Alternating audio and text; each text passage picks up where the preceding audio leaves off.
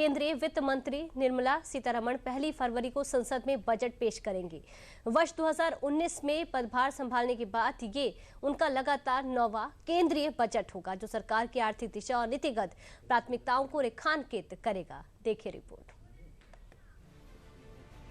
साल 2026 के आम बजट की उल्टी गिनती खत्म होने वाली है। बजट पेश होने का समय नजदीक आ गया है।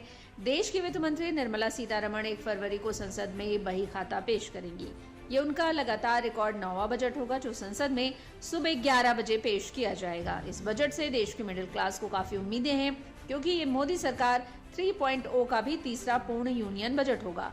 1 फरवरी 2026 को जहां एक तरफ देश का आम बजट पेश होगा, वहीं दूसरी तरफ रोजमर्रा की जिंदगी से जुड़े कई बड़े नियम भी बदल जाएंगे।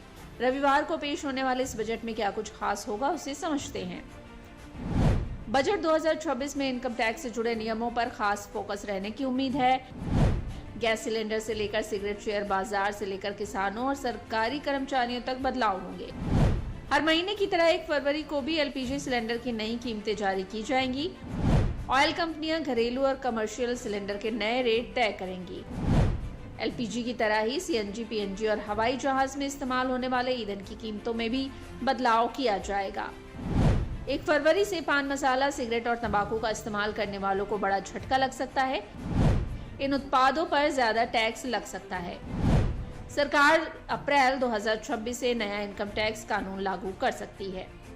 उनका 9वां बजट रहेगा निर्मला सीतारमण जी का। एक महिला मिनिस्टर होने के नाते उन्होंने देश की इकोनॉमी की कमांड संभाली हुई है, तो उनसे अपेक्षा ये है कि ये जो बजट होगा यूनियन बजट होना चाहिए, ना कि इलेक्शन से में आने वाले राज्यों से प्रभावित होकर ये बजट हो, जहां वो तमिलनाडु की साड़ी पहनकर आए, बंगाली के शब्दों का इस्तेमाल करें और असम टी प्लांटर्स के लिए कोई पॉलिसी डिसाइड करें, क्योंकि उससे उनको राजनीतिक फायदा होता है।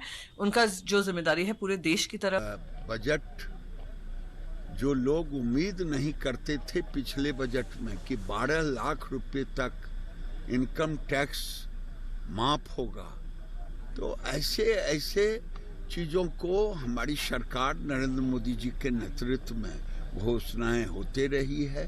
अगला बजट भी जनहित में बेहतरीन होगा, 25 से बेहतरीन 26। साल 2017 में बजट की तारीख बदलने के बाद ये पहला मौका है जब रविवार को बजट पेश किया जा रहा है। बाजार की अहमियत को देखते हुए बीएसएफ और एनएससी ने विशेष ट्रेनिंग सत्र आयोजित करने का भी फैसला किया है और इस बार के पेश होने वाले बजट से हर वर्ग को काफी उम्मीदें हैं।